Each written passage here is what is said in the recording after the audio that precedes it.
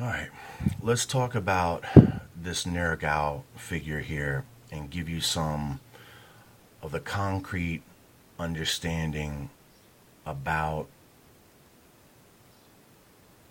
his personality. What are his connections? How is he connected to the Hebrew Bible? How is he connected to the locust?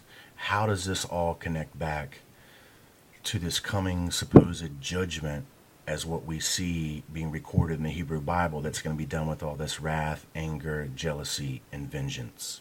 All right.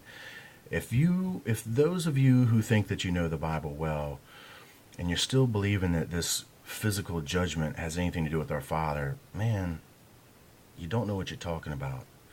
Go ahead and read Revelations again, and you're going to find out that the judgment is in the spirit. The judgment of our Father happens in the spirit, don't happen on earth. The judgment that's taking place on earth is being represented by the gods of this earth. And you know from Revelation chapter 9:11 who the locusts are down with. The locusts are down with Apollyon. Apollyon represents symbolically the devil. The devil symbolically represents the fallen prince of this world. Now, so many of you believe in the spirit world and you're beginning to believe in multidimensional realities, which is really the connection that we have to the understanding of the spirit world. So if you can entertain these ideas that there's a hidden spirit world, that there are alternate dimensional realities, well, you should be able to understand and entertain the idea that this world has a spirit ruler, and all worlds are given spirit rulers. It just so happens that our world and 37 others that are in this current star system that surrounds us have had princes that have succumbed to the sophistries of Lucifer. That's right. Lucifer, Satan, the devil are three separate entities, and they are all spiritual beings.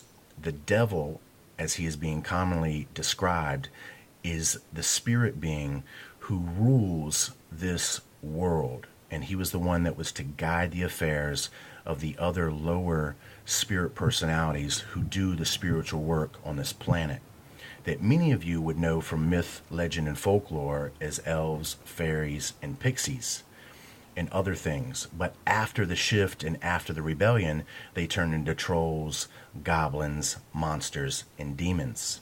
So before we see that there is a spiritual presence that is benevolent, and then after the rebellion, we begin to see the malevolence of the same presence of the rebellious entities. It's all connected and it goes back so deep and so far. Let's see here. Sumerian is what Nergal derives from. Nergal is the god of the Danites. The Danites are one of the 14 tribes as recorded in the Hebrew Bible of Israel. And that's right, I said 14, not just 12. So we have him as the god of the Danites. Now the Danites, that's what you're looking at. You're looking at a representation of one of the Danites or the demigods. Hey, I've got the biblical proof to back me up if you just hold your horses here.